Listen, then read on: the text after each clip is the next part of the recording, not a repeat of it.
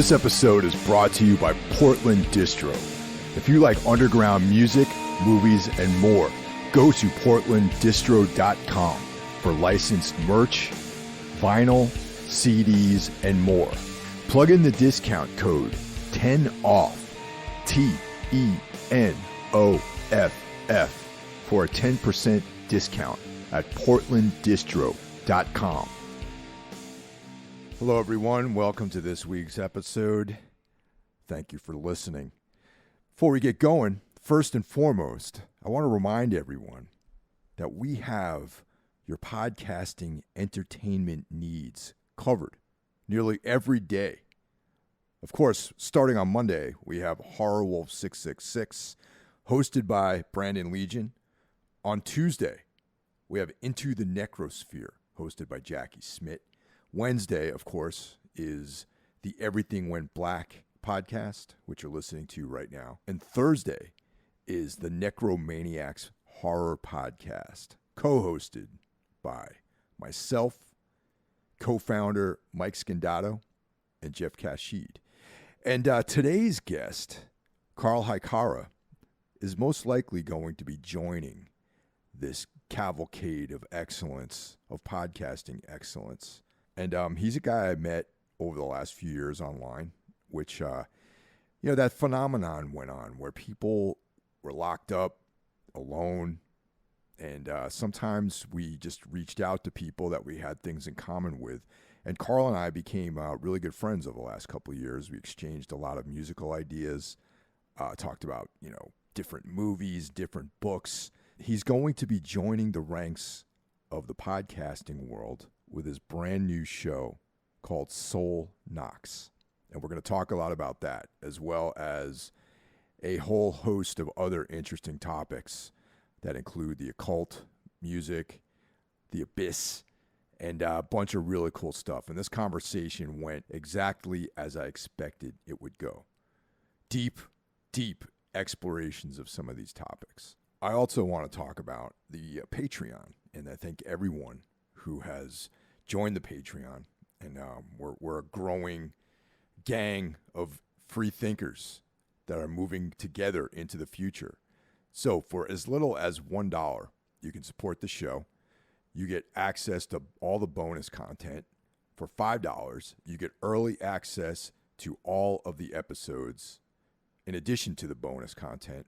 And I just rolled out another tier for people who want to promote their own either companies, projects, or bands. And for $25, you get a custom read of whatever it is that you're looking to promote. You get one episode a month, plus all of the stuff from tier 1 and 2. And it'll be similar to what we do with our sponsor, Portland Distro, except you send me the copy and I read it at the beginning, and you become a sponsor for the show. Well, Karl, The reason why I asked you onto the podcast is just in general, during the pandemic, podcasting was a way that a lot of people, I think, stayed in the groove with stuff. And as a result, a lot of people, including myself, obviously, we've got to know a bunch of people as a result of listening to podcasts, communicating, like you, Jackie from Into the Necrosphere, Brandon, from Horror Wolf. Yeah. I become like friends with these people as a result of podcasting, really. And, music and just being open to communication without actually having the ability to meet up face to face. And you're definitely one of the people as a result of these last 2 years that I was like, found to be like a valuable person to have as as someone that I communicate with on the regular, because we've been sharing tons of cool ideas, and I think it was really cool. Like, I found out about a lot of stuff as a result of us being our friendship. You know what I mean? Yeah, definitely. I mean, I think I found when I started listening to really what it got me, I started listening to Necromaniacs and listening to all of it, and after listening to pretty much all the episodes, I was like had a pretty good idea of types of stuff. I found out about a lot of really cool stuff from you guys, and then I remember I messaged you about the Nameless, Grant Morrison one. Yep. and because I was like, oh yeah, Michael liked this, like just judge off of everything I had listened to, you know. A big thing that I think we connect over was weird fiction, because I don't know about you, but I don't have a whole lot of people to talk to about weird fiction, you know. I have a few friends who are into it, but it's like one of my favorite one things that's like one of my favorite things, I think, you know, definitely up there. And being able to converse with you about it and get to like your recommendations and then recommend the stuff that I found that I thought was cool, you know, I think is very valuable kind of thing, you know. Well, there's two things associated with that, which I thought was an interesting parallel. You know, I found out about H.P. Lovecraft through reading Robert E. Howard when I was very young, and you know, then there's a whole Weird Tales group of people back then. There was like Clark Ashton Smith, H.P. Lovecraft, Robert E. Howard, and they had communicated with each other through letters. And I always found that to be very interesting. And during this really only happened during the pandemic, I think, because a lot of people just were like isolated. And that's when I got to be friends with you, Jackie, and Brandon. And the stuff that we pretty much all had in common was that we were doing podcasts. And I know that you are about to launch your own podcast, and we could talk about that later. But I just want to kind of bring in this vibe that we all seem to be on, because we all pretty much communicate with each other freely, similar to the way Lovecraft and Robert E. Howard and Clark Ashton Smith used to correspond with each other through letters. I always thought that was very interesting. Yeah, I think it is. It's like it's kind of the same type of thing where, you know, they kind of found each other. Like I think Lovecraft was like a real big like linchpin of that, because from what I understand, I mean he was like crazy letter writer. I think he's he's written some of the most letters out of anybody. Like he's up in that list, you know. Yeah. And I think he really seemed to be into the idea of creating this kind of like groups where everybody's kind of talking to each other and you know, and communicating with each other, and he would get them in communication with each other. And then I think it was also having like weird tales, you know, to publish through that. And Weird Tales would actually connect some of the people, because I think it was Farnsworth Wright who connected Howard and Lovecraft, if I remember correctly. And Farnsworth Wright being the guy who was the owner publisher of Weird Tales, for anyone out there who didn't know who that was. Yeah, and he would, I mean, so he would connect people a lot with Lovecraft, and Lovecraft was a pretty crazy person in the sense that, like, he was just so, in a lot of ways, you know, that people always try to, like, say stuff about him like he wasn't, like, he was, like, some type of, like, weird, they try to, like, beg him as, like, some kind of weird incel sitting in his like, you know, mom's house, like, basement or something type of person, but the reality was that he was very, like, outgoing person, talking to people through letters or in person, you know, going to visit people, and he would be writing to everybody, and fans would write him letters, and he would write them back and treat them like equals in a lot of ways, like he did. And like you have the example of people like Robert Bloch, who is, I think, 16 or 14 or 16 or something when he and Lovecraft started talking to each other.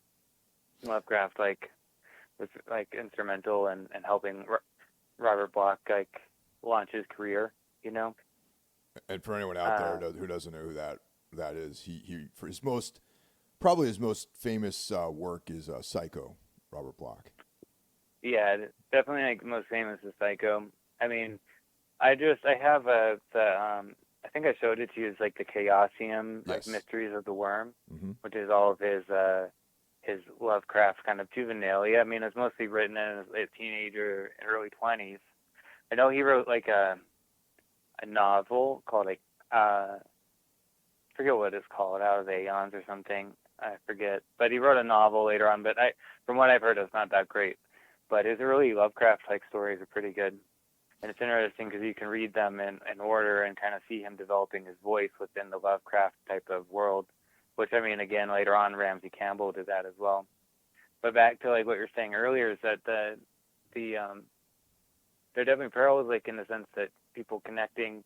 I think the big thing is that, particularly with the podcast, like you can, like I can listen to, I was Necromaniacs and or like into the Necrosphere, and like you're listening to what you guys are talking and thinking about certain things, and know that, oh yeah, like I connect with what you're talking about, and it makes it easier than like if I like, oh, I have this to say to you, then I just like message you guys after a while, and it kind of creates that ability to communicate with each other because they're like communicating through these thoughts about different things. You know what I mean? Yeah, no, definitely. And I like to think that like we're all sort of creating this cool universe, and it kind of sprang up organically too. It wasn't like we decided to have like a let's make this group of creators and force each other to have similar ideas or whatever, because we actually all are very different, but there's a lot of really interesting crossovers in the things that we like and the way that we present things and the way our thoughts are formed about these things. And I'm really excited for your endeavor. Based on all the 2 years of conversations we've had, I'm really Right. excited to see what you actually come up with, because I know you had a couple of different ideas about what you're going to be launching and that sort of stuff. So I want to talk about that, like what you had two very distinct ideas, and I want to get into all that stuff too, and talk about what's coming up and how you're going to execute all that. So yeah, let's get into that part. Yeah, so I'm planning on I have two particular ideas. One is like very more specialized, and one is more freeform, because I had the idea for the first one, which is basically going to be a podcast about Conan essentially, and also Robert E. Howard as well. But I wanted to go through like all the Conan stories and talk about it, and talk about all the different, like the comic books and everything as well, and that's going to be coming. But I decided also to launch another one, because I wanted to talk about some different things, like kind of like how you have with Everything Went Black, like where it's like, like where you can kind of talk about whatever it is that you're doing, like not be completely stuck into one lane, but kind of special, I guess. It's like I can have a little bit of flexibility.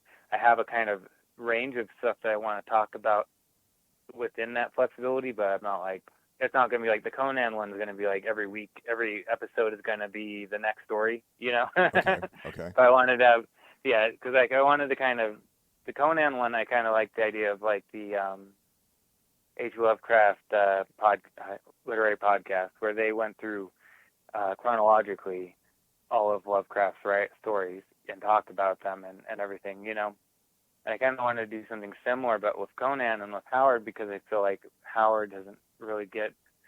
I mean, I don't know. I feel like a lot of times, particularly in this day and age, you have a lot of people politicizing things, and I wanted to talk about Conan just to talk about it because of people who love Conan, not politicizing it, and just going through and more specifically like that.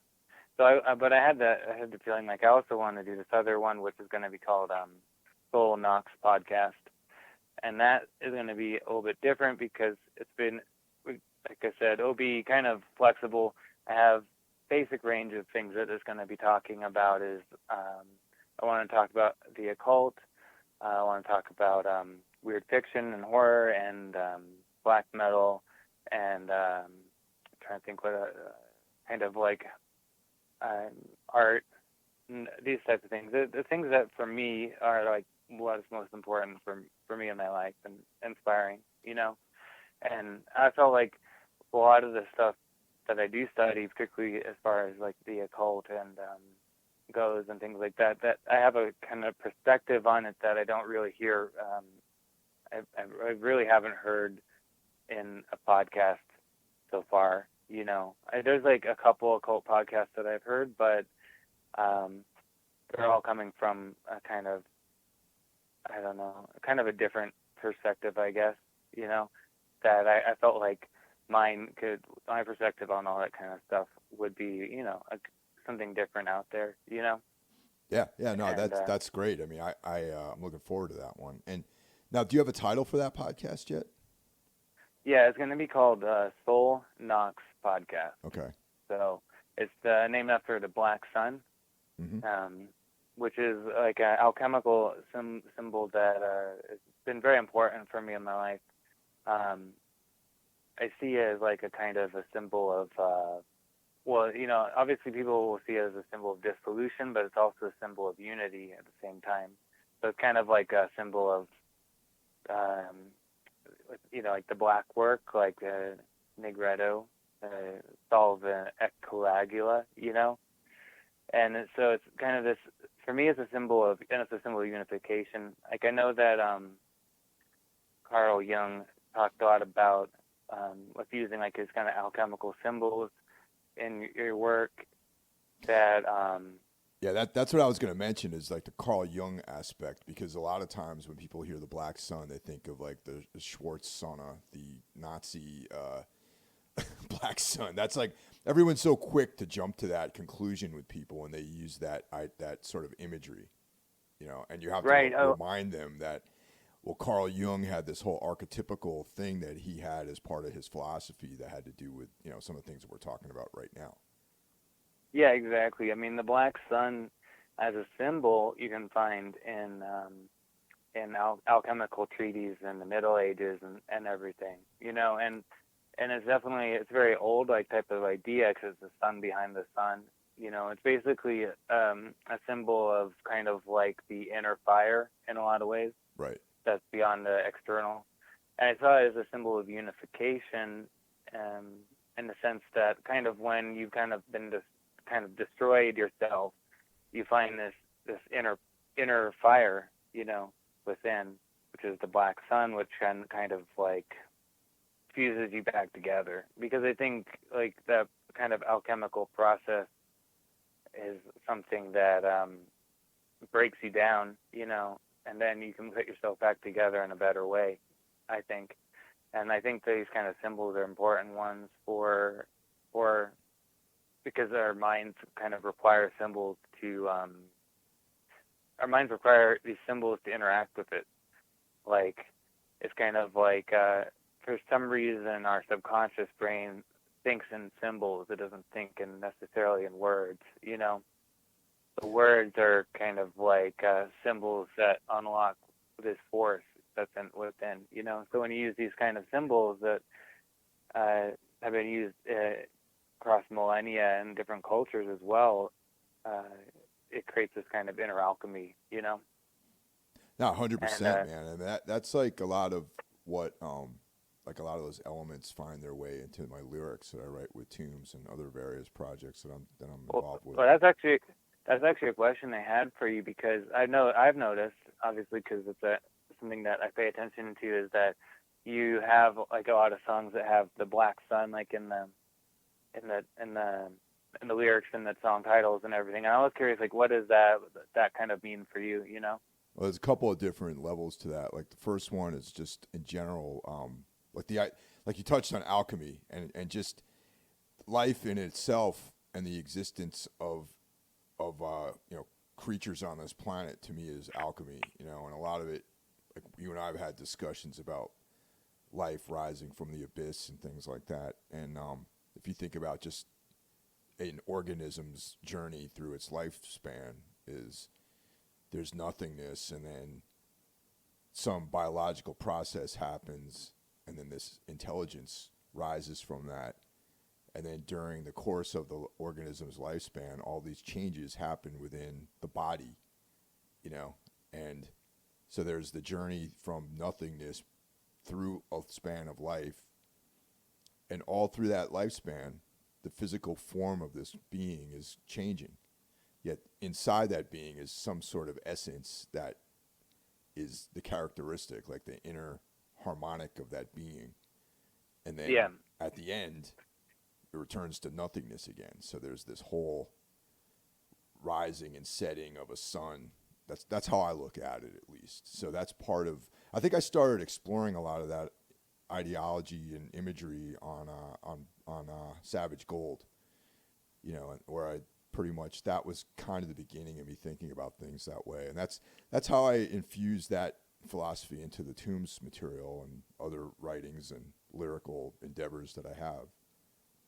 Yeah, because I noticed that's been kind of a theme through, particularly the last, from Savage Gold and Grand Annihilator and the new album. Like there's this kind of like underlying like kind of energy going through it, you know.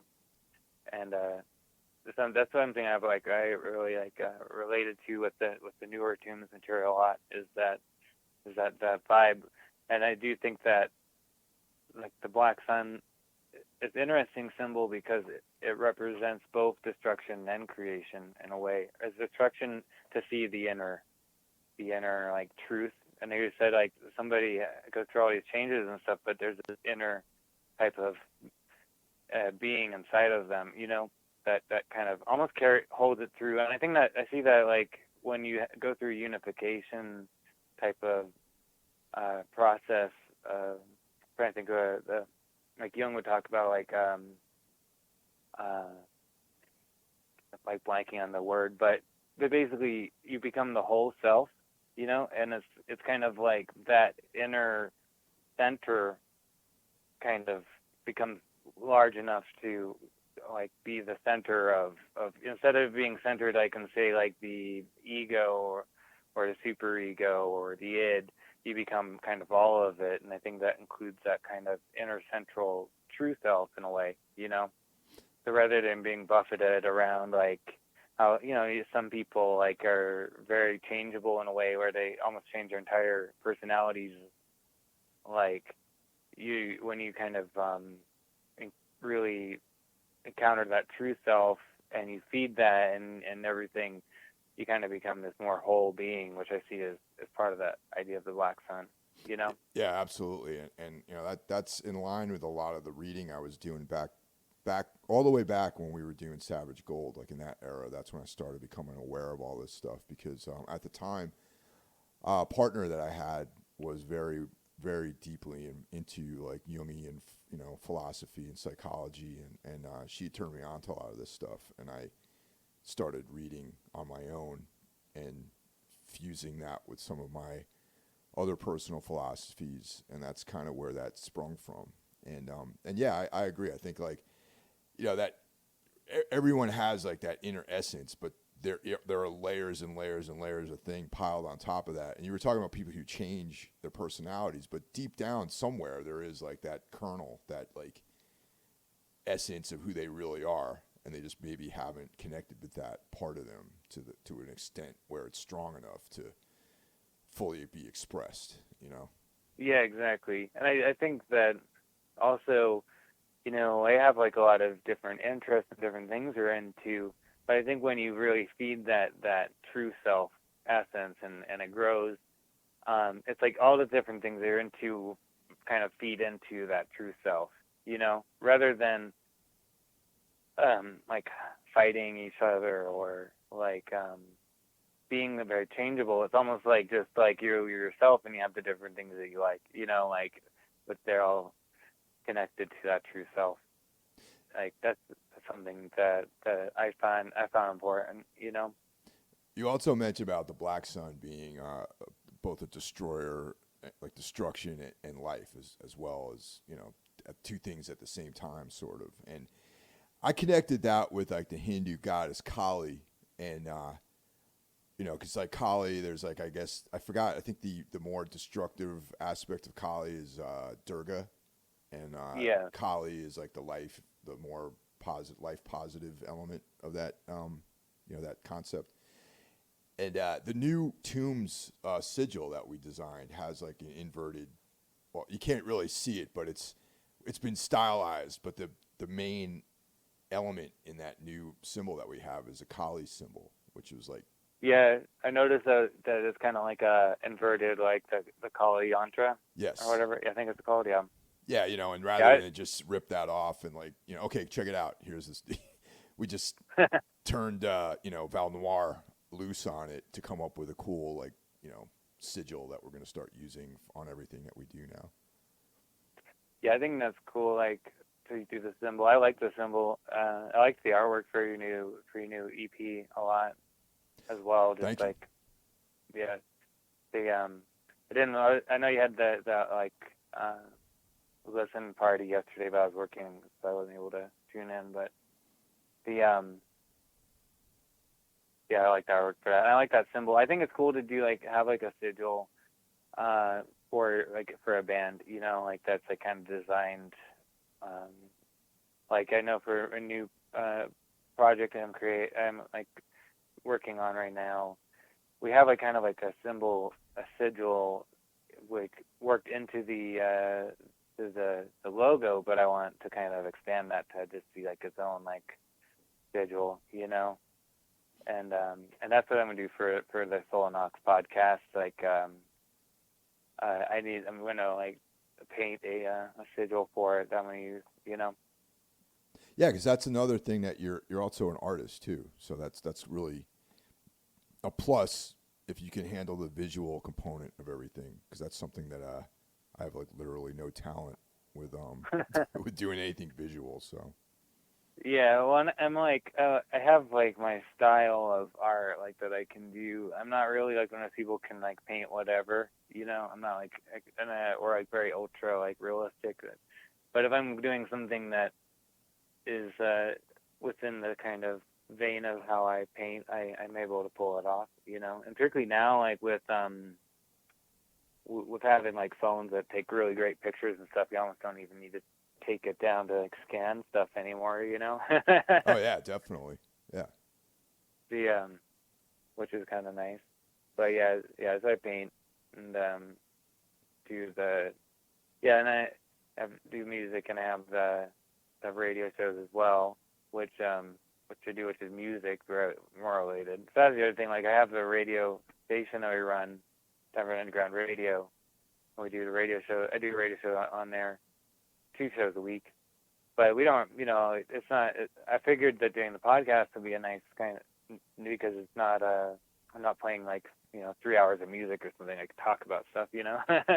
So how do people find that radio station? Is it something that's like a channel that you can find on like basically online? And are the shows archived? So let's talk about that. Like what are all the details about Denver Underground Radio? Yeah, so my friend and I, we started that the radio station in 2017. Before that, we had been part of like a pirate radio station out here. Okay. For since like 2013, there was like this pirate radio station operating out of Boulder that they pirated radio waves, and we started doing upstairs room on Thursday nights up there. And then we started the radio station, and basically it's pretty simple with the radio shows. You just go on the website, and there's a player on the website. You can play it, like when we're doing our shows. For a long time we had it set up so that there was music playing there all the time, but I changed kind of the way we do stuff. So there's only like really broadcasting like when we're doing the shows. And it's a live thing, right? Like it's happening, like you're listening as like in a live setting, right? Yeah, it's live. I have them recorded. We have the upstairs room on archive.org. We have like a couple years worth of websites. We did have that show up on Bandcamp, but then they took it down. Oh, really? Why? Why did they take it down? Because it's like, I guess they thought it was being like copyright infringement or something. Yeah, we have, gotcha. Yeah. Okay. We're playing music on there. I mean, at this point, like we're pretty like we stream stuff. Like I have a DJ program that uses Spotify, so we're playing everything through Spotify. So people are still getting paid when we play this stuff, you know. Oh, that's cool. So, yeah, all right. Yeah. Now it is playing, but yeah. So we have archive.org. I have a few Darklands, which is my show I do on Tuesday nights up there. But I kind of like, I have all of them on my computer. At this point, I need to figure out a good way of archiving them, because I was starting to put them up on archive.org, but then for some reason it just like, I have been having problems uploading.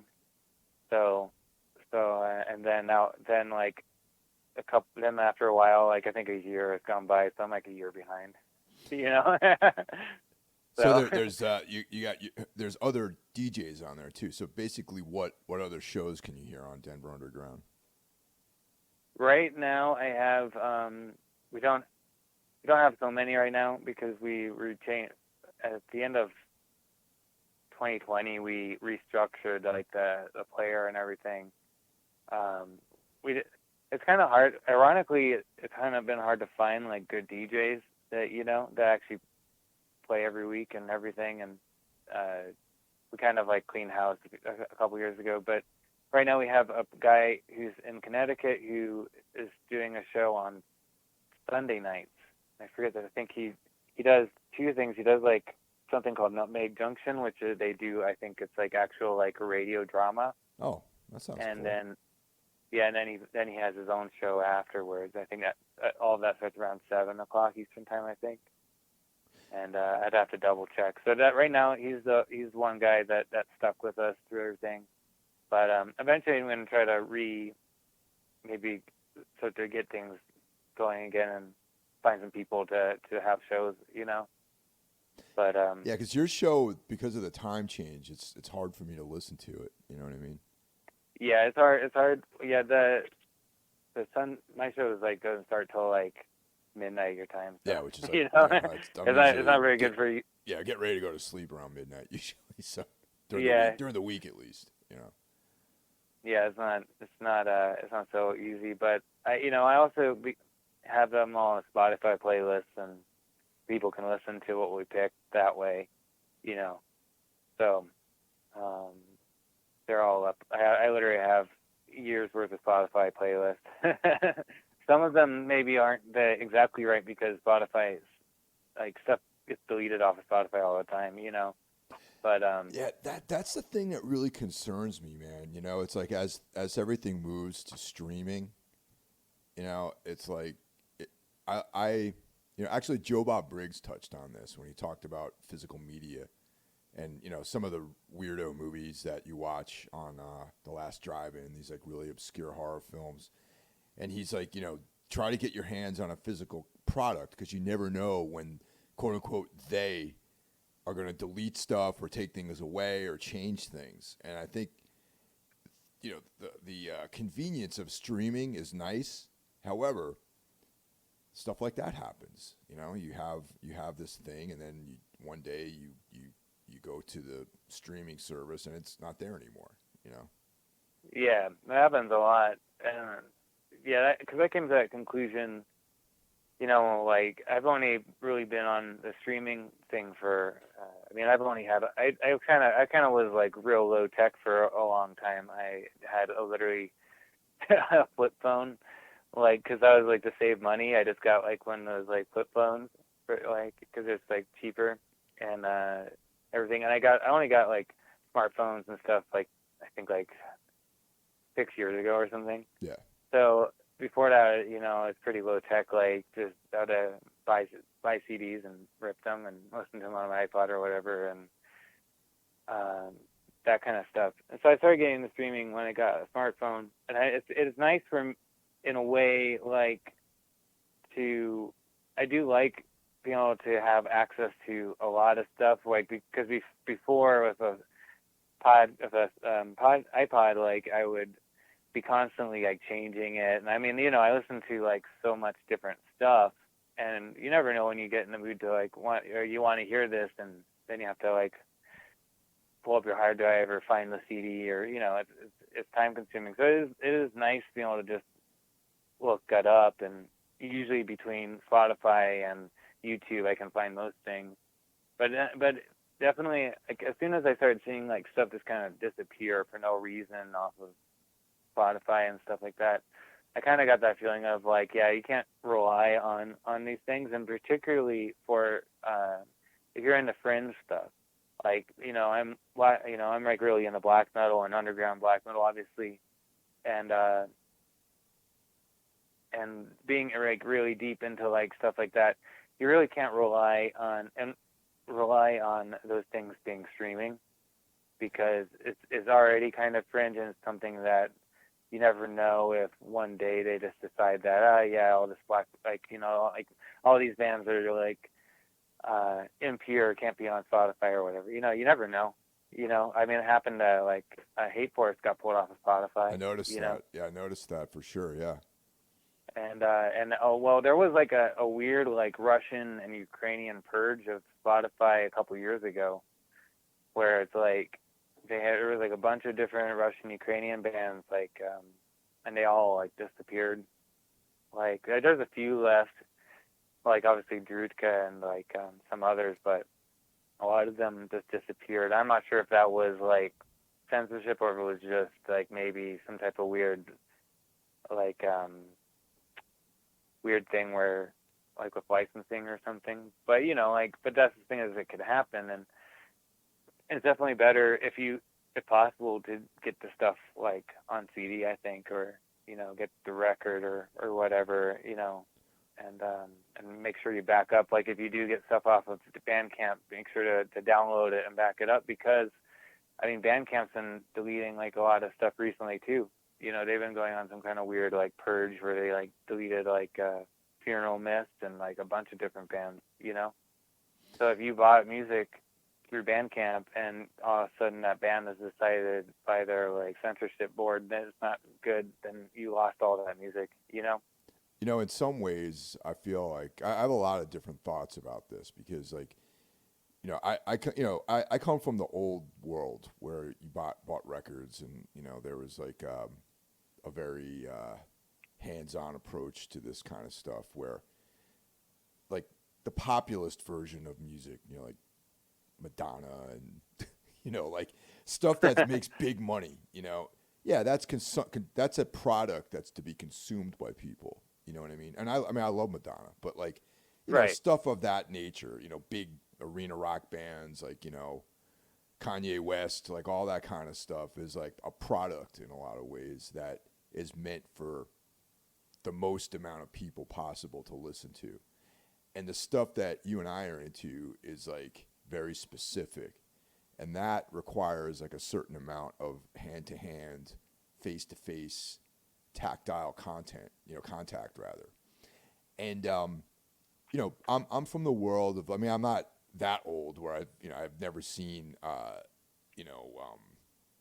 like Throbbing Gristle or anything like that, but those types of bands were really they had freedom because they weren't under scrutiny by people, because they were so obscure and fringe, and there was only a small group of people that really knew what was going on. And if someone who did not have the point of view or the perspective or the correct mind frame to understand what they were doing, they might look at these things and just see the offensiveness to it and not see the value, the creative value of music like that. And I think that translates into all this like black metal stuff that's going on, and how people who just haven't had the background or the wherewithal to understand the context of this music, they look at it and like, oh, this is like, offensive, or it's anti-Christian, or this is like, racist or right wing, or there's some unsavory element to it that we need to purge, and I think that's like the risk that you run once you start aligning yourself with these like corporate overlords like Spotify and Apple Music and all this other stuff. Yeah, definitely. And I mean, I think that as far as like if you're on the fringe like with black metal or something like that, you really can't be relying on those things, because it could be taken away. But I think on the flip of it, I think a lot of black metal people really aren't relying on those things. I think when you get, the more fringe you get, the more people are still buying CDs and buying records and are about that. So I think that's it. I think that's what's interesting though about these people who want to, I don't know, destroy like stuff that they find offensive or whatever, is that the reality is that if you're not even really playing their game, you're not really part of their world, then what can they really do to you?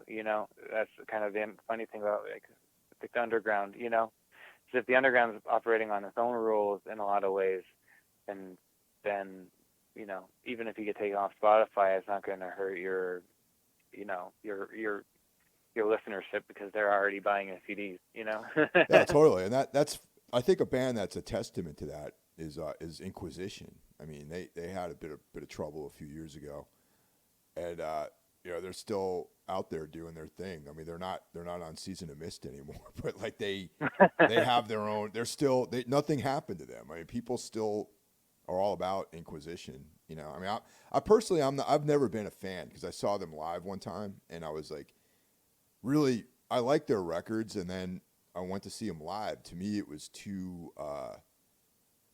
I don't know. There was like an aspect to it that seemed too tongue in cheek for me, and I Yeah. just kind of got alienated by their live show, and then I was like, they didn't really. I didn't feel that darkness that I like when I see like a band like like Marduk or like Watain or something like that, and I just kind of fell out of it. And then like several years later, all this controversy erupted around the band, and I was like, oh well, Well, I mean, it's too bad. But what's funny about the controversy with them is that, I mean, it was something from the past that they really had to dig up. yeah, And I don't know all of that about them. I'm with you. I've never really been the hugest fan of Inquisition. Like, I liked some stuff, but they've never really been that band for me that really got, I really liked a lot. And I saw them open for Mayhem when they did the De Mysterious Stomps of Thanos tour. right. And they were okay. Like, it wasn't, they've never really been a band that's like excited me. But I think it's funny, like with, obviously the allegations was that he had like some type of like child pornography or whatever on his, and that, but he didn't go to jail. But you had I don't know if you've heard about the guy from Bathafor down in New Zealand. Yeah, the guy from New Zealand. Yeah. Yeah, Phil, whatever his name is. I mean, he's had some pretty legit, like, that's like, he's gonna have jail time and stuff. You know what I mean? Yeah. Well, like another perspective too. Now these, I'm not defending anyone like who's breaking the law like that. But what about Michael Jackson, man? I mean, I think you could still find Michael Jackson on Spotify. And you can find Michael Jackson everywhere. And at the very very least, there's controversy surrounding him, similar to the controversy surrounding some of these other individuals. Yet there's no, I mean, there's definitely a backlash against Michael Jackson, but it still has been deemed acceptable for Spotify to have his material. They didn't take his material off of Spotify. No, and they didn't take Inquisition either. Yeah. But the backlash against Michael Jackson, like, he's not being condemned the same way like all these other people are being condemned within like the the woke mafia or whatever. People aren't writing articles about him or anything like that to the same extent. I think it's because go ahead. It's easier for them to attack black metal. I think that's what it comes down to. People, you're already in a fringe group of metal in a way, anyways. That it's a lot easier target for them to make themselves feel better about their lives. They can go and get a black metal show canceled, and then they can pat themselves on the back like they did, fought some Nazis or something. Like. Yeah, totally. It's complete hypocrisy. So I think that's what it comes down to. I just don't get it. I mean, I've never been into the stuff. I mean, I personally,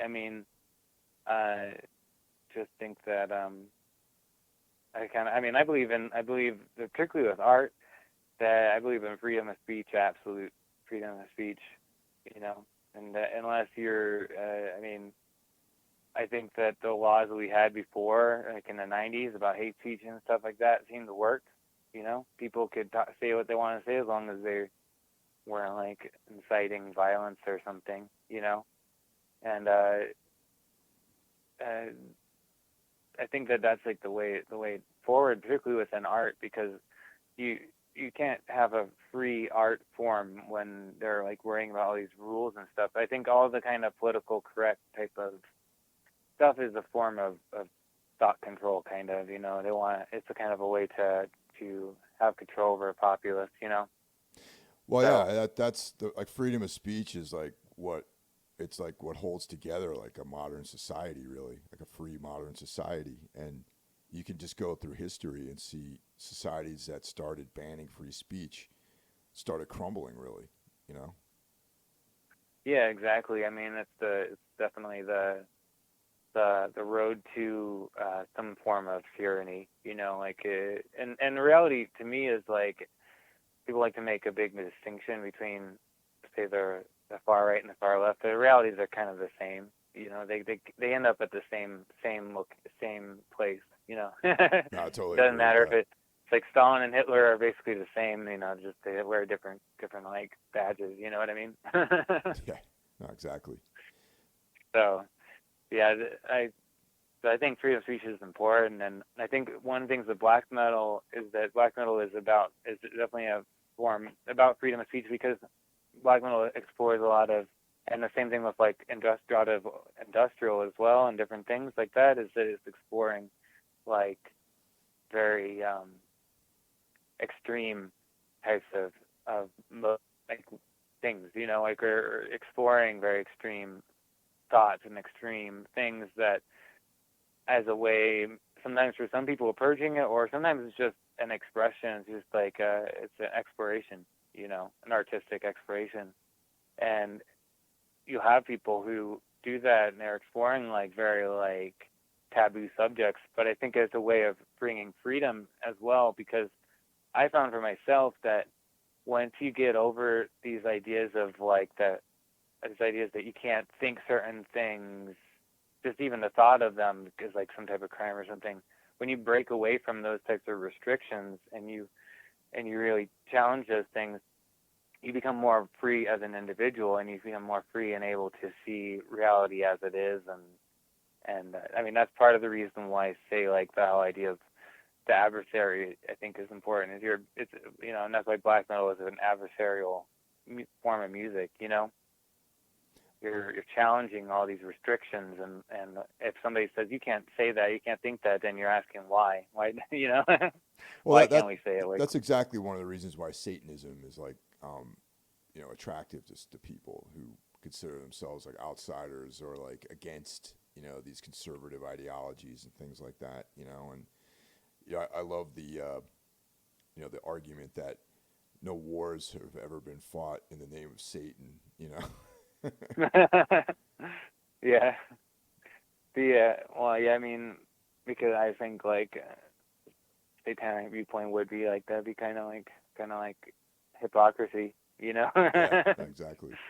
You're not going to subjugate people to think exactly the same as you. Like, to me, it's the opposite. It's about every person becoming an individuation. Like back to the Jungian idea, individuation. Like, to me, like reality is that kind of satanic left-hand path type of perspective is really each person becoming the strongest person that they can be. And I think in that, it's not about like selfish. In my opinion, it's not really about like being selfish in the sense that you don't care about other people. That's like becoming the strongest person you can be, and then you make the world around you a better place, and a better place for the people around you as well. And so, I don't know. To me, it's a more positive idea than just attacking anybody who doesn't agree with you. Yeah, which When is you're to worrying more me, about yourself. yeah, the attacking anyone who doesn't agree with you seems like more of like the pathway of like Christianity, and monotheism than the left hand path, really. Yeah, exactly. I think people should be more concerned with their world and making themselves better, and not worrying so much about everyone else is doing.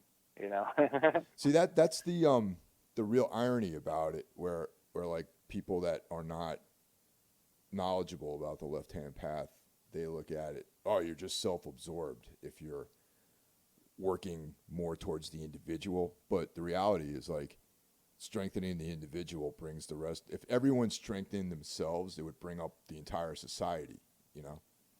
Exactly.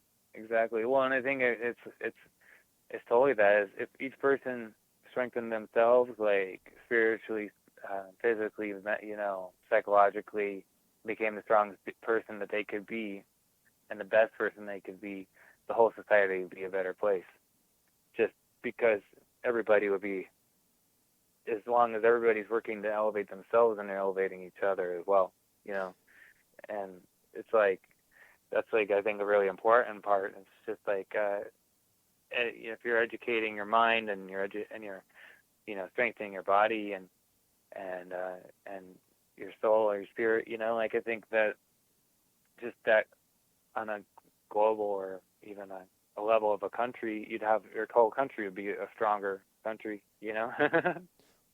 One of the things I have to thank you for is recommending The Deplorable Word to me. I read that when I was out traveling on tour, and that book was like one of the most intense reads that I've had in a while. So yeah, dude, I thank you for that.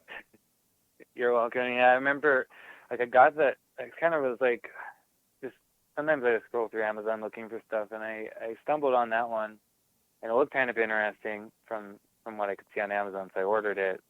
It's really like $15 or something, $20 something. It's not expensive.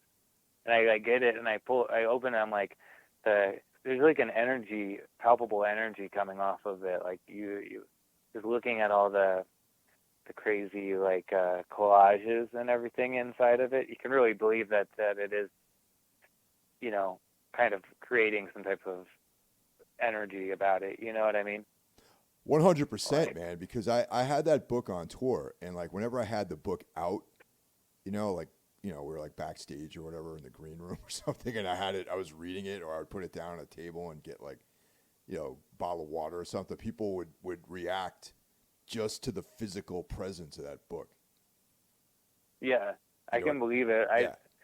Yeah, I can believe it because I felt like a very like palpable energy to it, even when I just opened it out of the thing from the Amazon package, like I was like, and it just blew me away. I was just like, wow, this is so crazy, and it's very extreme.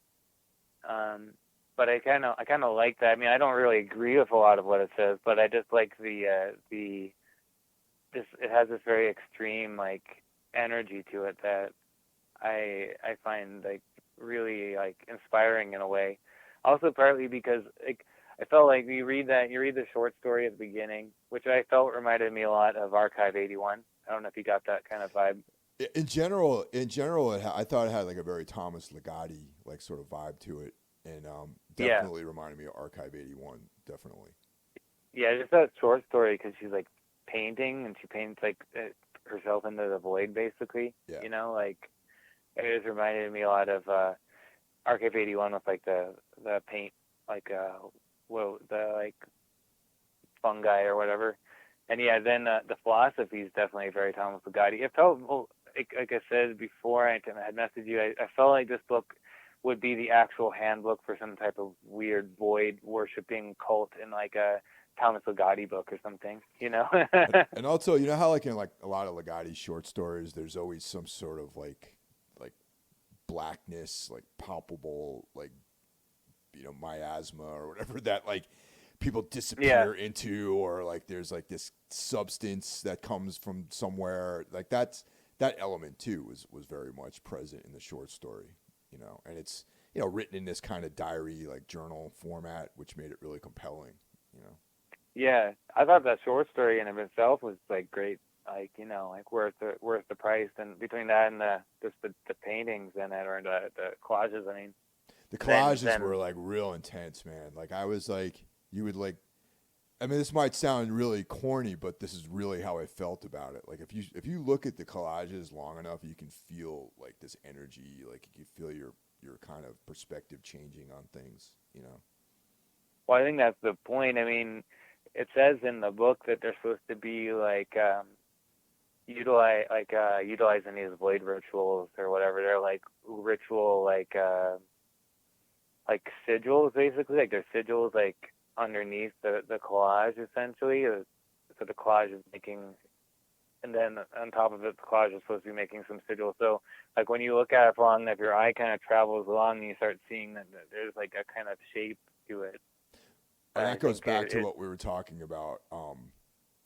These kind of like how sigils are sort of baked into our consciousness, and beyond like language, really, like how there's like an ancient sort of, primordial communication associated with shapes and angles and all this sort of stuff. And I think, yeah, like we were talking about right now, like how it connects to that, like these images and these collages, like to conjure up that same energy. Yeah, definitely. And I definitely feel like, particularly with the portable word is that it's like connecting a lot with the idea of like the wordless aeon, which is something that I've read about with the Scott author Michael Kelly has talked about it, and also Kenneth Grant. But Michael Kelly in particular has like this draconian kind of magical tradition, or like kind of idea of he comes from the Temple of Set, but he's created this kind of draconian perspective on it, and a lot of that is the void, and the magic is a void, and he talks about this kind of void magic being wordless in a way, and I think that the portable word kind of brings that up in a way too, because it is kind of wordless. There's this. I do believe that there is, from my experience, definitely this kind of void or abyss type of force, like around, kind of ever present. I think around everything, and like inside of us as well. We're connected to it, because I do think that's where we came from, is this kind of void or abyss or nothingness. Yeah, no, absolutely. I mean, and that's, even, I mean, you can ponder this for hours and hours and days and months and years too. Like if you just think about the state of the universe before something like the Big Bang or something like that, or even like on a microcosmic level of just life on the planet, where there was like nothing, and then thing miraculously rose from nothing, or there was like an event that caused reality to happen or something like that. The things that existed prior to that, what was that? What kind of environment was that prior to existence? And that's what this connects to for me, man, for sure. Yeah, definitely. Well, I mean, and it's ever present in a lot of cultures, because you got to think like the Vikings, like the Scandinavians had the Ginnungagap, which is like the yawning void, like that everything came from, Mm-hmm. Poised between fire and ice, like it's like the gap, the void poised between these two forces of creation, and when the forces of creation mix together in the void, then that creates life, and you had in the Egyptian mythology the same thing, like you had this kind of nothingness, void, that was like, which was like the original god or whatever, and then he like copulated with himself and created creation. Yeah. It's just every culture has the same thing. Cimmerians had the watery abyss, the Absu, and Tiamat, and this their union created the gods, and then the gods slew them and created like the material world from Tiamat. Yeah. I mean, I've been a fan of Sumerian mythology for many years, for sure. Yeah, I think Sumerian mythology is pretty interesting, and I always like that Necronomicon, from the 70s, was basically just like all Sumerian mythology. Yeah, totally. The fake book that was written. Yeah, and then you get like all the Morbid Angel stuff being based around that. Oh yeah, absolutely, man. Like even though some of the symbols from the early Morbid Angel stuff was taken directly out of the Necronomicon. Yeah, I think they used that. Well, they also used that. Was it that one sigil of? I think it was part of the sigil of like the Necronomicon star or whatever. Yeah. Yeah, that was there. Was Morbid Angel used that on some of their early records. Yeah. Are you familiar with Konstantin Charagma and Erica Fravel's other work?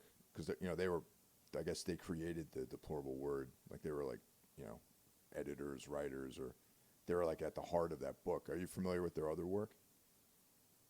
Some of it. So there's I got to remember the name.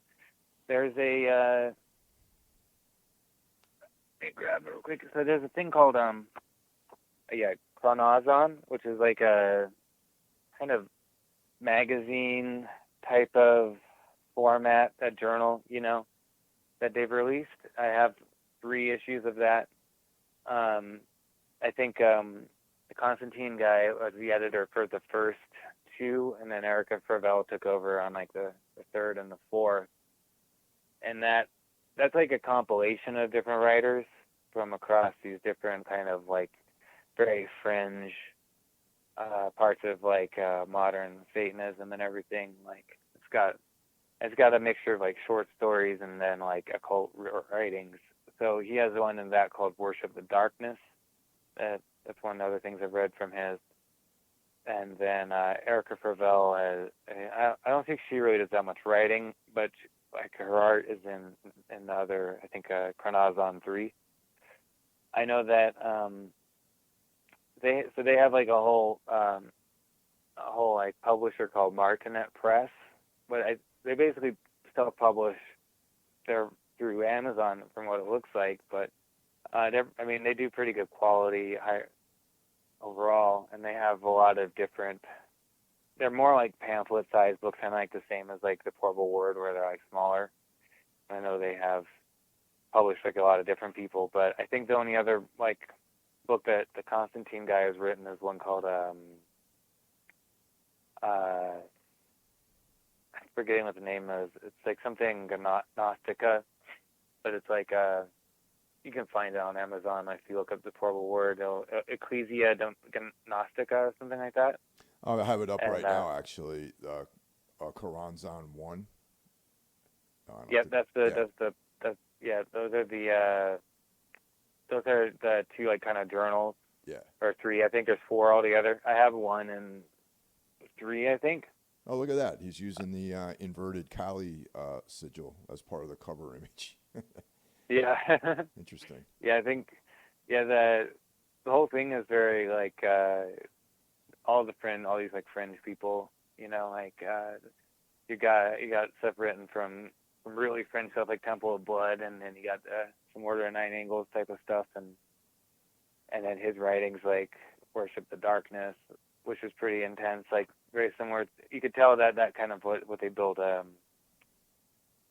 Portable Word off of. I guess supposedly they're intending on doing, I think, 3 books along with like the Portable Word is like the beginning of like there's going to be another 2 books, but I'm not sure. Yeah, it's interesting stuff, man. It's interesting stuff, and like there are moments though when I'm reading this and I'm like, am I like opening up this like pathway into like some portal that I'm going to step through and disappear from this reality? You know what I mean? Like, there are moments when I was reading this, I'm like, is this like the beginning of the end for me? Like getting involved in this kind of stuff, Yeah, it definitely has that sketchy type of vibe. Like that's the kind of feeling I got from it. Is like you feel like maybe you're kind of like touching something that's actually like pretty like legit, like could be unsavory. You know what I mean? Yeah, no, totally. And it's like, because like in my mind, like I obviously have an active imagination. You know what I mean? Like, yeah, I'm thinking about like, oh, if I continue, I might turn into like a werewolf or something, or I don't know, like all these like primordial, like weird, things like running through my mind when I'm reading this stuff. The one thing that he talks about that I thought was just real crazy is so when he's talking about these kind of beings that are just like these abyssal entities that are like very like negative beings that are, their whole goal is basically to destroy humanity, so we can all be part of it. So, yeah. And I was thinking like, I've like encountered this. I feel like I've encountered these types of entities at some point in my life, and I could feel a feeling from what they're talking about, and I felt like I've always said that in my mind, like when you watch something like The Exorcist, that is legitimately like one of these types of abyssal entities, like destroying, type. It uses the Christianity because that's where these people come from, but the reality is that these kind of possessions and things they're not like demons like they say, because like a lot of the demons of Christianity, they're just old gods. Yeah. But the actual like demons that are like negative entities that feed off of negative things and possess people are these kind of abyssal entities, you know. And he's talking about in this book, like for me, I'm like, I wouldn't want like to how like be possessed by like one of those types of things. I don't know about you, but Absolutely he's not. like talking about he's talking about like like asking one to possess you and like just like debasing yourself for the void and stuff, and I'm just like, this is some crazy shit. Yeah, that's the point where I was just like, yeah, okay, cool. Like, this is definitely you have to have a certain mindset. You have to have gone through there's so many things in your life that would have had to happen to you to put you in that place that's something that you desire. You know what I mean? Yeah. Yeah. And then to it's definitely like a different mindset. I do think that like it reminds me a lot also of like Kraft, like the band Kraft. Yeah. Okay. Like because their attitude was kind of the same.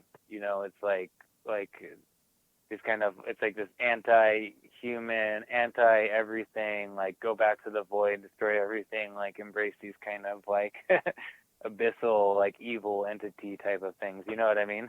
Right. Yeah. No. That's an interesting. Yeah. Fuck the universe. There you go. That's like. Yeah. That's like the name of a Kraft album. So yeah. Yeah. So it definitely reminded me of that kind of vibe. Like, it's like I find it interesting in a way, but it would never be something that I would ever be like attracted to as an individual, because it's just not. I mean, I'm like, I don't want that. Like, and so I do think it's also a little bit separate from like the left-hand path as I understand it, which is a very different type of thing. But I do find these types of things like that interesting, and I do think that they can be kind of inspiring for like creating art. Oh, yeah, Like if you want to create like some type of like reading something like The Portable Word, I think could be very like inspiring for writing like a weird fiction story, or making like a real evil black metal album. If you kind of get in that mindset, at least to create like music, and you're kind of channeling that energy in a way, but you're not really becoming that energy. Like. Are you familiar with the filmmaker Lucifer Valentine?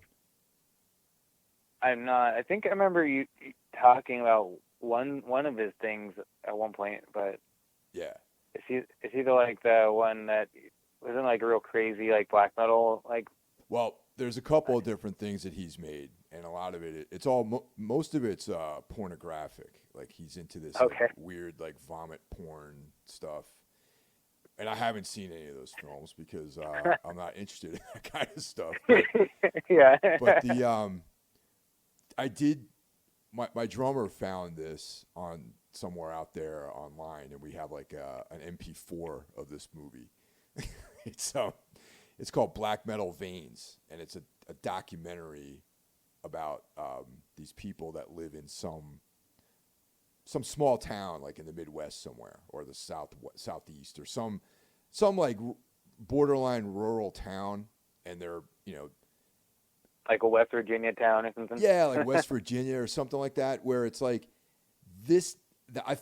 When I read the Deplorable Word and started reading about like these anti-life kind of these people that are worshiping that, it made me think of the people that were in this documentary, because they were like into like black metal, and were extreme drug users and had this anti-life sort of philosophy, and there's like that fringe world on the outskirts of society where these people like they populate that area, and this guy was showing the abscesses and the physical damage from extreme drug use, and and he's like basically turning into this fucking monster really in front of your eyes. And when these two things together in my mind was like, that's kind of the people that I feel would be attracted to the extreme fringes of like abyssal sort of philosophies and would embrace like being possessed by some anti-life like entity. You know what I mean? Yeah, exactly. Yeah, I mean, it's kind of like, I think too, because if you get in that kind of abyssal anti-life type of energy, I mean, it's really for people who don't have anything left to lose in a way, like you're just kind of like it's like the utter like embrace of this like anti everything type of vibe, and it really is like at that point you are entering that kind of Thomas Ligotti type of plane of where these people maybe could like be like swallowed into some other dimension or something, or become monsters. Yeah, definitely. I felt Like that. literal. Yeah.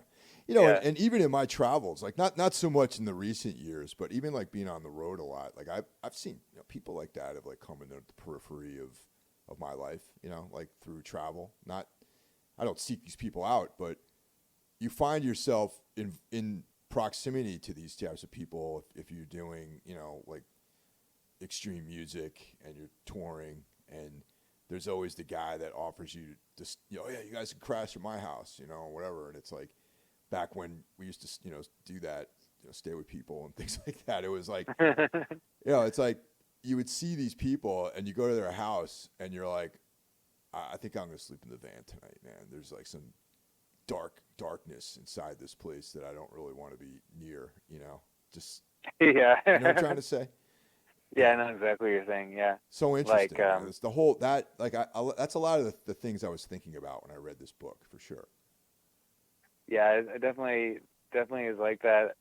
I had an experience like that one time where we had this with my band, this over chord, which is like more like dark wave, some elements of black metal and stuff.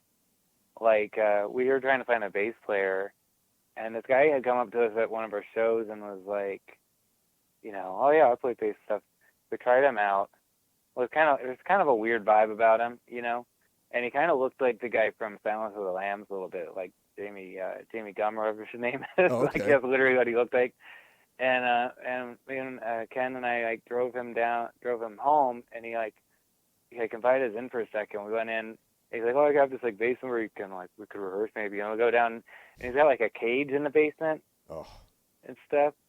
And it's just sort of like, and then we come up and it's like he like has like wigs and stuff upstairs, but he's like trying to hide it. Wow. And we're just kind of like, this is kind of weird, and we we should probably get out of here. Like he just had that bad feeling. He just had that bad feeling like there's something there's something not right going on here. We probably totally. When somebody's got like a weird cage in their basement here. That's definitely a trigger to leave, I would say. Yeah. Yeah. So there's like people like that out there in the world where you just encounter them and it's like, okay. I'm sure like the more you're out, the more I know like you're touring around like for like extreme metal or something, you're gonna encounter those kind of people because they're there, Yeah, and there's that level sometimes when you're not quite making enough money to like get places to stay that are clean, and you have to rely on the goodwill of people. Sometimes you find yourself in situations where I feel like that I have been close to that energy, people like that. And that's what, reading this book, seeing that Lucifer Valentine documentary, like I was like, wow, man, I definitely have been in situations where people like that have been in the periphery for sure, Yeah. Well, I think the thing that's funny about all that stuff though is like I remember reading or an interview with Tom Warrior where he was talking about that he likes like extreme people, like he likes extreme stuff. Like even if he strongly disagrees with somebody's viewpoints or something, he kind of likes when people are very like this kind of extremity, this really like ultra fringe type of stuff. And I kind of get that idea because you're reading something like Deplorable Word and it's like very fringe and it's very extreme, and definitely there's certain things that I could agree with or whatever, but just like the vibe of it, even though it's not really what I agree with, is like still like I appreciate this extremity and this energy, this intensity of energy. Like when you read it or you look at those collages and everything, like it's because there's somebody creating something with absolute 100% like passion and intensity, you know? Yeah, definitely. That's how I feel about it too, for sure. You know, but I definitely would not want to be sucked into that world by any means, you know? No, yeah.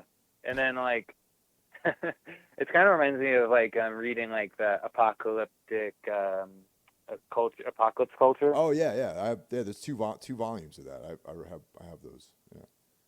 Yeah, I have those too, and it's kind of like the same. Like when you read that and you're reading through all this like extreme, like crazy stuff, like that they write about that in there, and he's presenting like the actual writing, sometimes the actual writings of these like very extreme people, and there's something about that I think is interesting. I think there's something kind of inspiring about that in a way, you know. That's the Feral House thing, right? The Adam Parfrey was the editor Yeah. on that. Yeah, okay, yeah. I think there's 1 and 2, right? Yeah, there's 1 and 2 I'm looking at right now. There's Apocalypse Culture 1 and 2. I think 1 came out in the 90s and 2 came out in the 2000s, I think.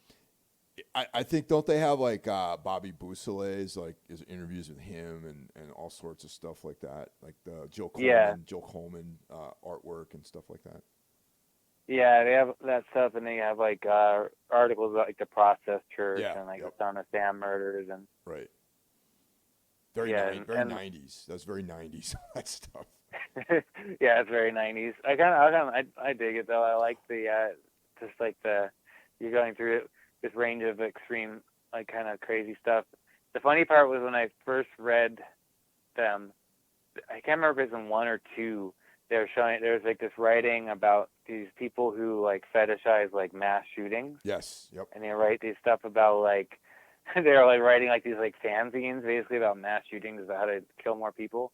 And the funny part is when I read that, right after that, the shooting happened here in Colorado from that Batman, the Dark Knight Rises movie that happened here.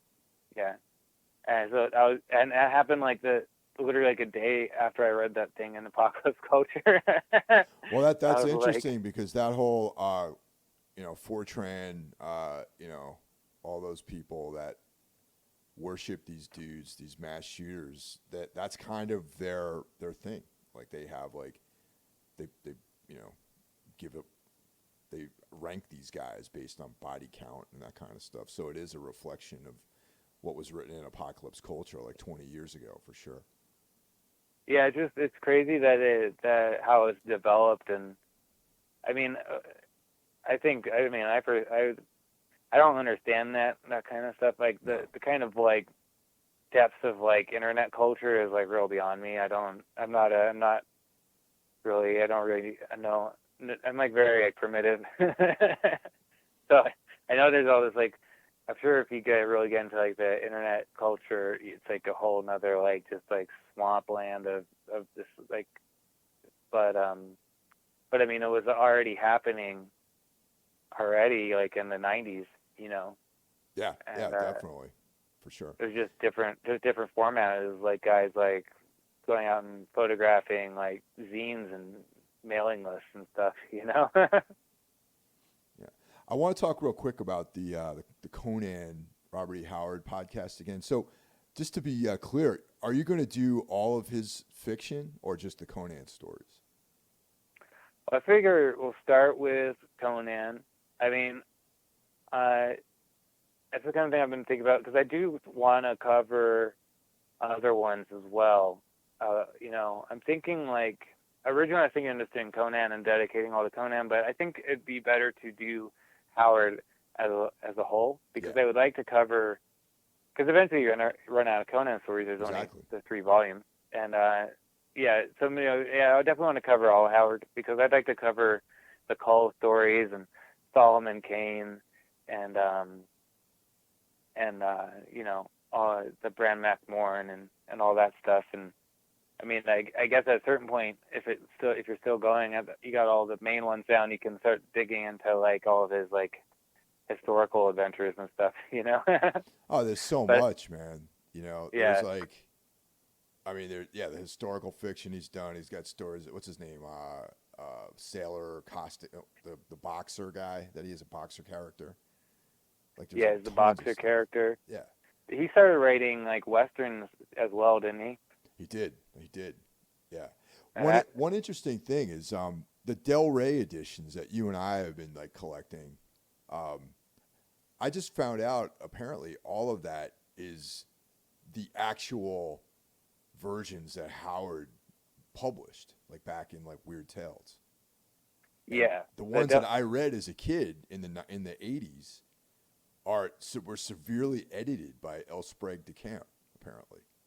yeah, the ones in the paperback, the old like Ace paperbacks, like which I think we both have like a complete collection of those. I'm sure. Yeah, I don't Those have are a all, complete collection, but I have most of those. Yeah, I have all the main ones. I don't have the ones where Howard, like once Howard. I mean I have them. I just don't know where they are. I couldn't find them. I'm missing like the last like couple of them, but I have all the Howard ones. But yeah, like when you read those Ace paperback ones, they were like written like they had done like an order. Like Howard had kind of like done like a basic outline of Conan's life in a letter.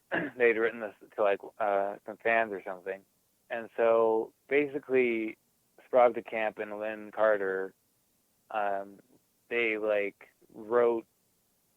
They basically like organized the stories in terms of like this like outline of Conan's life, and they wrote their own stories, and sometimes or like their own stories from like fragments of like because he had a lot of fragments, which I think are in the Del Rey editions, where it's like a page or two. Like I think there's one that's like the Hand of Nerval or something, right. which has been completed in like a few different ways because it was just like the setup where he's on the battlefield or whatever, and now at this point you have like a Dark Horse Hand of Nerval, you have the old Marvel version, you have like the version that Lynn Carter and L. Sprague de Camp wrote, and then they also edited the original stories, and I'm not sure like how severely his originals were edited by them. I haven't done like a side-by-side comparison yet where I read like, Tower of the Elephant and read the one in the paperback yet, but Yeah, because those the ones with the Frazetta covers, which I think are I forgot who Lancer maybe might have published those. I think I think it was Ace and Lancer. Okay. Those are the ones that I had. Like I bought those when I was a kid, and Me too. My parents bought them for me, really. And it's like, and they have like the beautiful Frank Frazetta artwork, and that's to me that was the ones I read. And then I think it was Michael Vaughn, like the booktuber, who covers a lot of Conan stuff. He mentioned that the Del Rey versions were the ones that were, they're basically the definitive versions of those stories. So that motivated me to collect all of them and reread all the stuff, but I haven't done a side by side comparison either. Yeah, I haven't done side by side. Yeah, that's how I started reading Conan as well. I mean, I think originally like introduced to Conan, I was probably even before I could read. I was like a little kid. I had the comic books, like Marvel comics. And I would just look at the pictures. I didn't even know what they, later on, once I kind of like started, once I really started learning to read, I started reading them. But I had them even before that because I liked the artwork. And so, I knew who Conan was. And eventually my dad got me the paperbacks. And so I started working my way through all the paperbacks, getting them at like used bookstores. Oh, yeah. I mean, the artwork, and especially the first several issues of the color Conan the Barbarian with Barry Windsor Smith's artwork. It's amazing. Yeah, I mean, I think I also really like the what's his name, John Buscema. John Buscema about Buscema. Yeah, I love his art for it too, and even like the later ones. I mean, I have 80s. I did like 80s issues, like issues from the 80s. Like the 200s or whatever. Right? Yeah. and those are some of the ones that I had read when I was a kid. But and even those, like the art was still pretty good. Maybe not as high quality as Barry Windsor Smith, because his is like extra high quality. But Yeah. the yeah, like so those are the comic books, and then I got his started reading the books. I mean, I've been reading Conan basically as long as I can remember. Yeah, I don't me too, man. and I do think I don't remember exactly how I found out about Lovecraft, but it probably was my dad always got it for me because he knew I liked Howard and he knew the connection between them and everything, you know.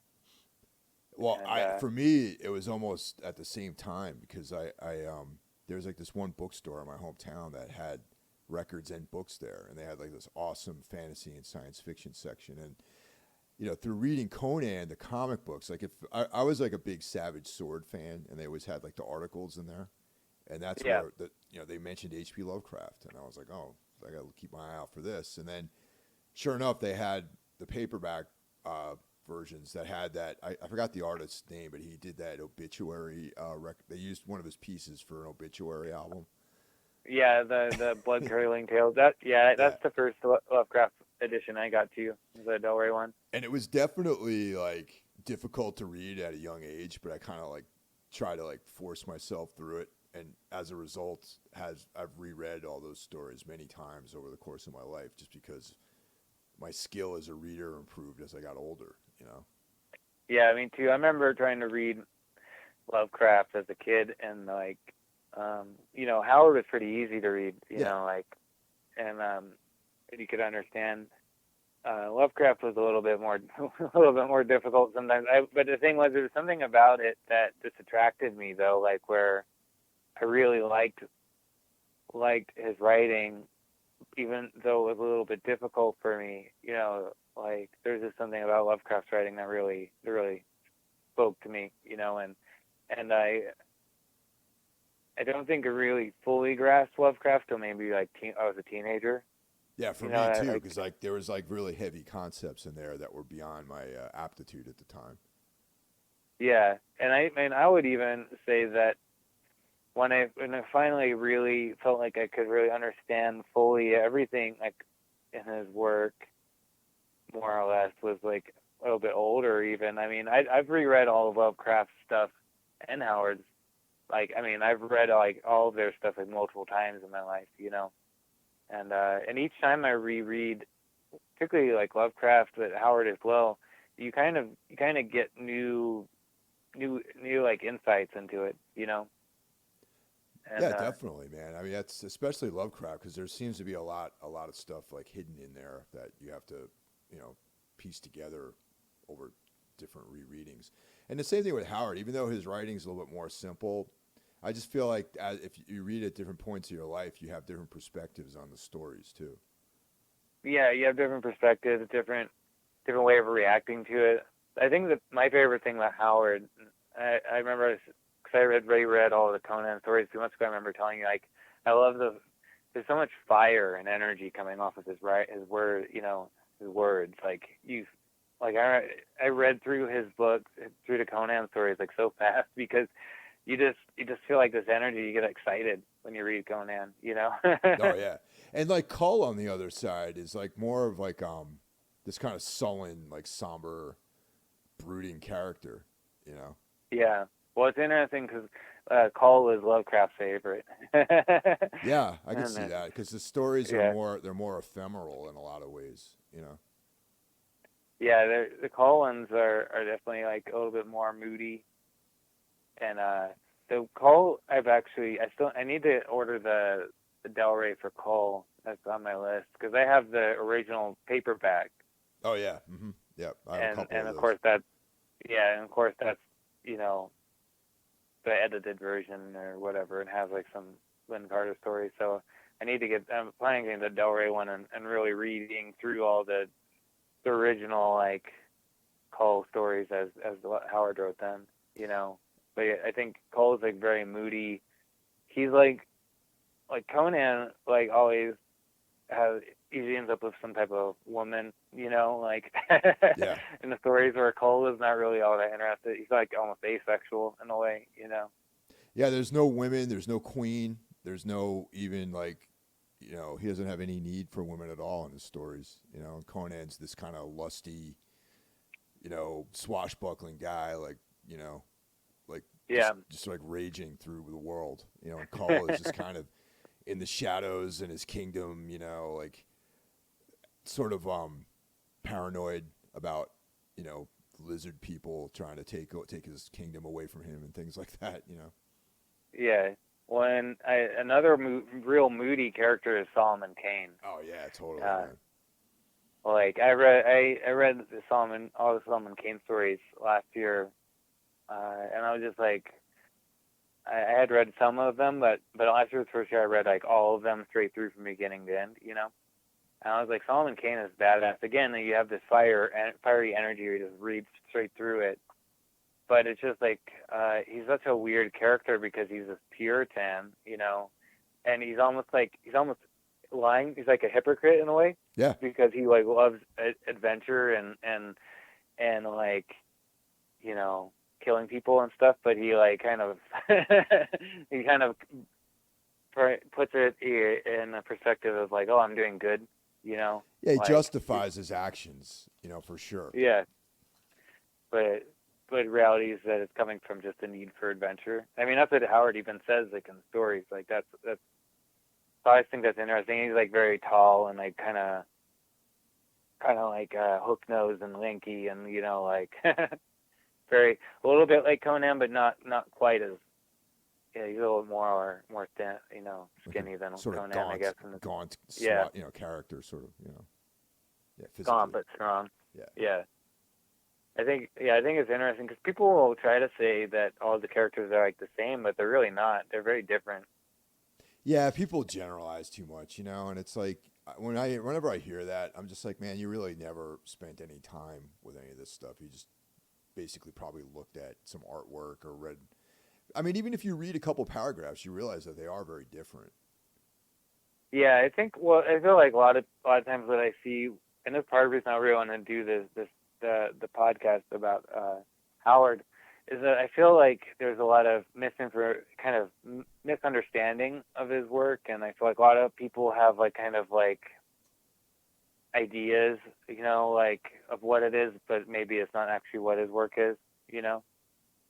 And I feel like it's part of the things that I think would be good to talk about is digging into his work and presenting it as it is, you know, not really like and showing that those facts are like, yeah, these characters are different, you know, these stories, they're not all the same or some, you know, like some people try to say.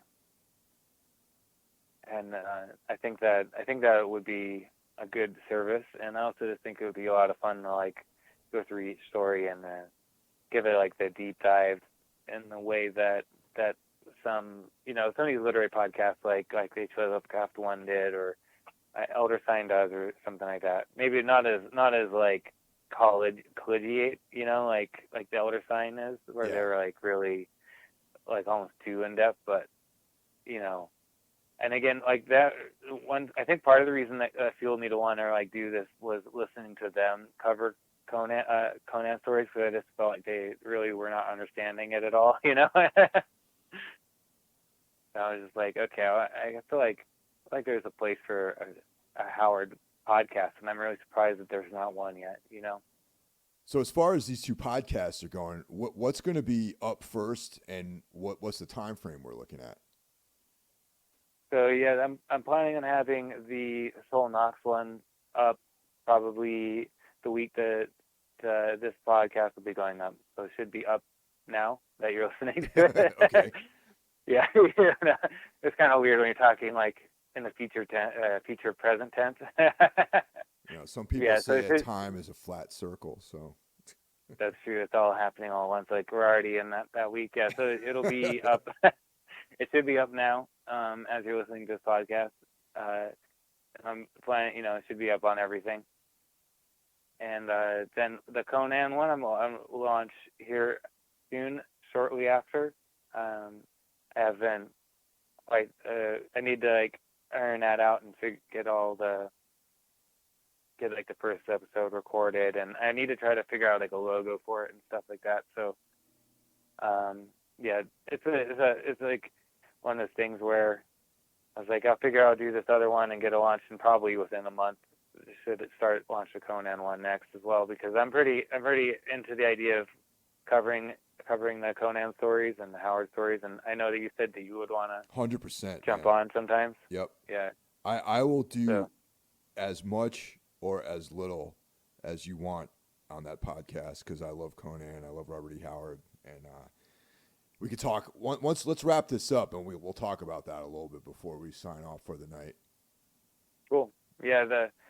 That'll be cool. I think it's gonna be a good one, and I'm all, the way I think about stuff too is like, I'm not really the type of person that likes to doing the same things as everyone else. Like I feel like a lot of people will kind of keep doing like the same stuff, and you'll end up with like 10 podcasts all doing the same things or something. Yeah. Whereas like I see like a hole, and that's not being filled, and figure to fill it. And even with Sol Nox, one thing I didn't really get to is I do want to cover like weird fiction on Sol Nox as well, and we'll be covering like writers or topics within weird fiction, stories even, That's definitely going to be a part, because I plan on having each episode will have like kind of a different, kind of like how you have like the Unholy Passion ones, or in the past you'd have like this kind of like ongoing series within the so I'm planning on doing that, and we'll have like the Eldritch Tales, which would be like the ongoing series of like weird fiction subjects and stories and stuff, and that's killer. So that's going to be probably because I'm every week, so I figure at least once or twice a month there's going to be a weird fiction podcast, and then the other ones will be dedicated to stuff like art or the occult and whatever. That's great, man. Looking forward to it. All right, Karl. Well, thanks a lot, man. This is great, and I'm really looking forward to launching getting these shows up there so I can check them out. And I appreciate you taking time out of your day to talk to me. Well, I appreciate you having me on it. Really, it's like definitely an honor, because I think like between you and Jackie, really like the things that got me into podcasts was like listening to Into Necrosphere and Necromaniacs. So got me into getting into podcasts and going from there. So yeah, it's a real honor to be on here. So thank you. Hell yeah, man. Thanks for listening, guys, and we'll see you next week. Take care.